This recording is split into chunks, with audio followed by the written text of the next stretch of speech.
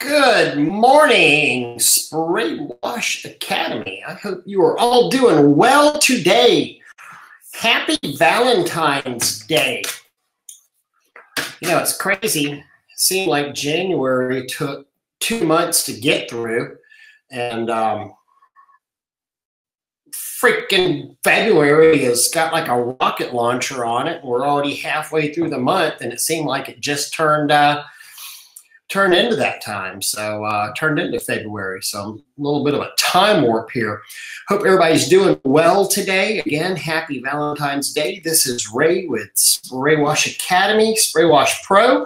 A lot of y'all see that. Sorry, I'm all just a mess here today. Yeah. All right, much better.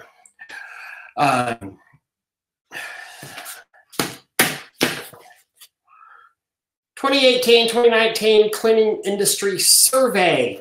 You'll see this posted in some of the groups. Wanted to do a little video about this and tell you what was going on with it. Many people remember I started doing this survey middle part of last year, early last year, and just posed some questions about the industry, trying to get a snapshot about the industry because, you know, face it, there's not a lot of stats on the cleaning industry.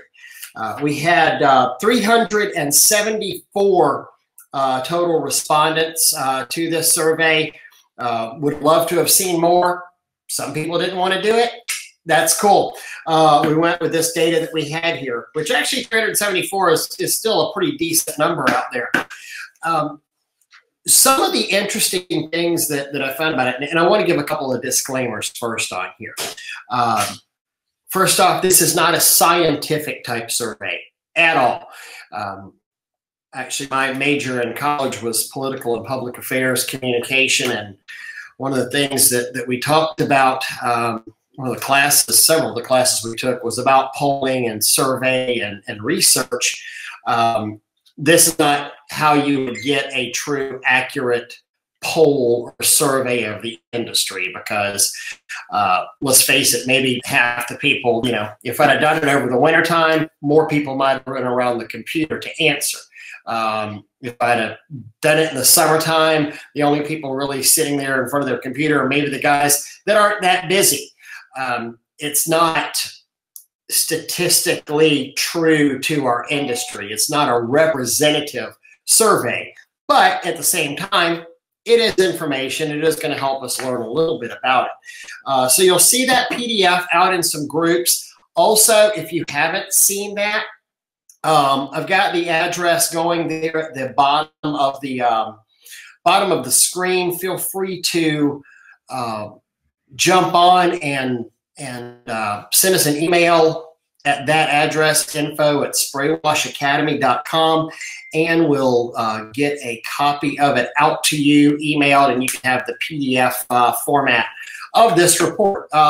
Just kind of interesting reading. Couple of little things that I was going to go over with it that I thought was pretty unique on here.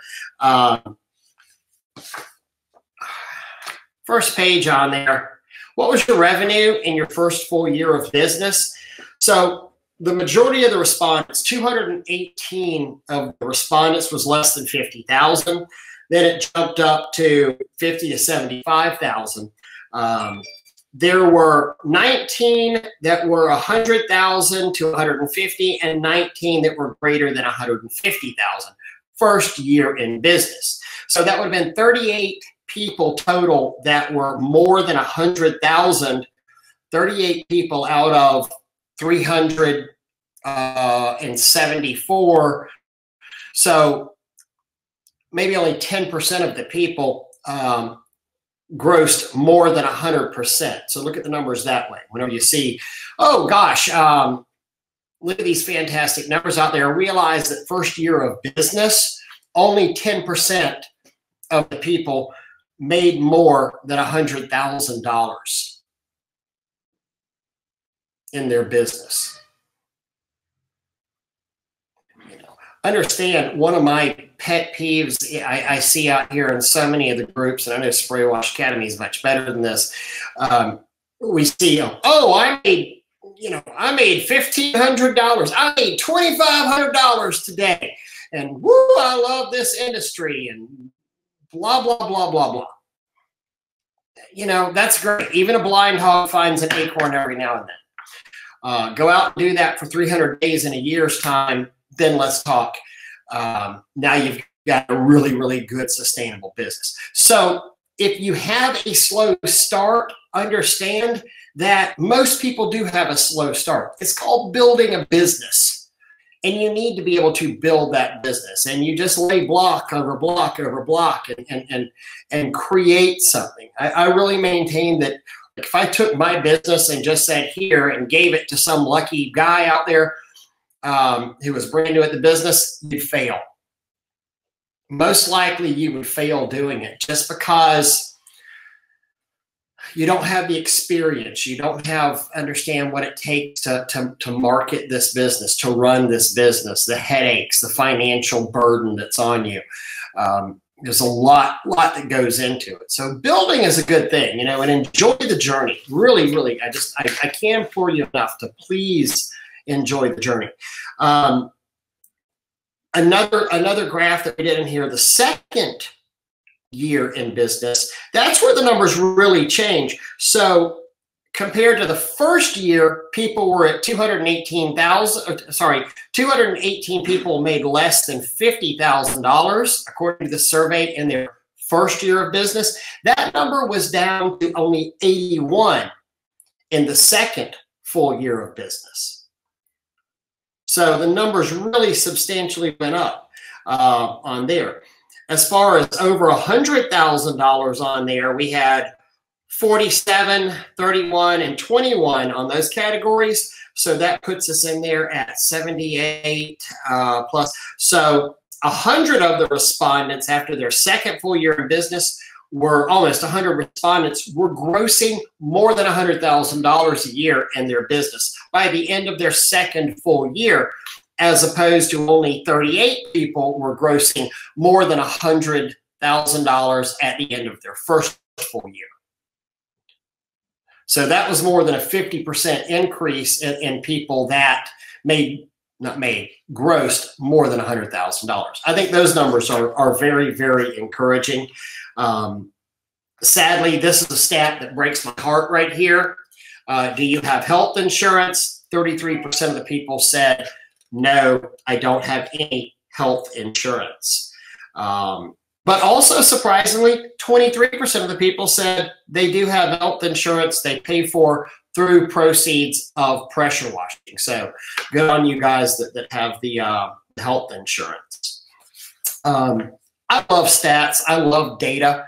I think it's very interesting. One of the reasons that I wanted to do this survey out there, plan on doing one of these yearly to see if we can find a change or so, you know, in the industry. I'd love to kind of get a compendium after, you know, 5 years and to see if any of these numbers have changed and if any of these trends have changed out there. One of the other big things that I want to do is we had a portion on that survey that said, what are the biggest challenges you find?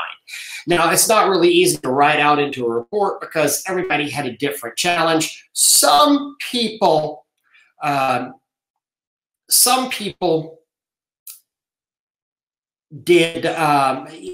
similar challenges, but they were all across the board of what they found their challenges were. So I'm going to share those in a little separate, you know, PDF file that I create out there.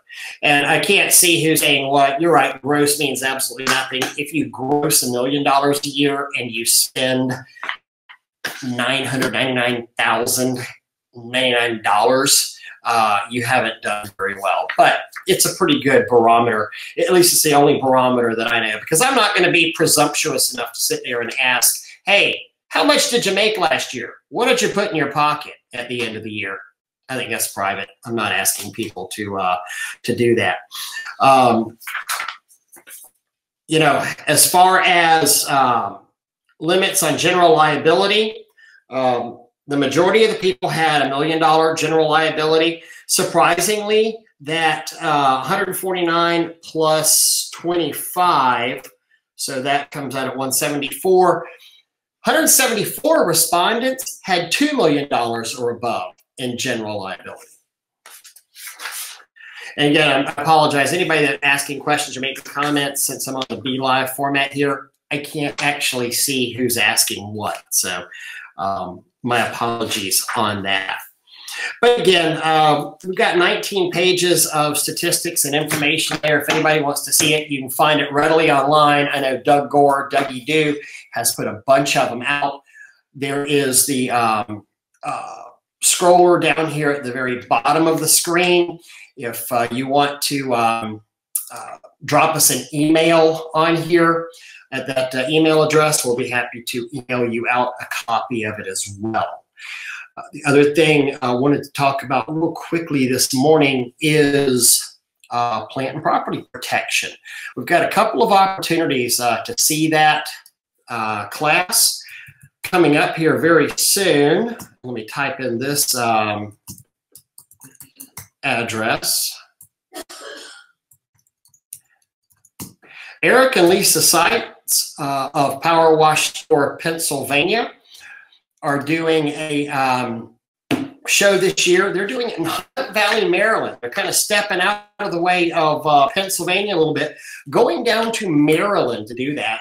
And they have asked us to bring plant and property protection on the road to there. And so we'll be doing the plant and property protection class there in Hunt Valley, Maryland. You can go to the website, learn a little bit about the class. You can register there at the website. That's coming up pretty soon here, March 24th, 2020. So hope to see you in Hunt Valley, Maryland for that class. Always just, fantastic class. I've had great reviews over that. Probably one of the best things that you can take to increase your business. As a lot of people have heard me say before, we all sell the same bleach. Some guys are selling it for $30 an hour. Some guys are selling it for $300 an hour. It's the same bleach. A lot of it has to do with how you stress their sales, how you get out there and talk to your customers and let them show that you have such a good understanding of what you're selling, what you're using. So somebody is saying, I'll be speaking there. Again, I wish I could see who it is. Be Live does not say that to me. But you guys have an awesome day. I'm actually going to go out here and wash a little property with one of my techs. Friday's their day off and emergency jobs. Get scheduled on that. So it's an emergency job. Wash on, guys. Have an awesome day. I'll see y'all soon.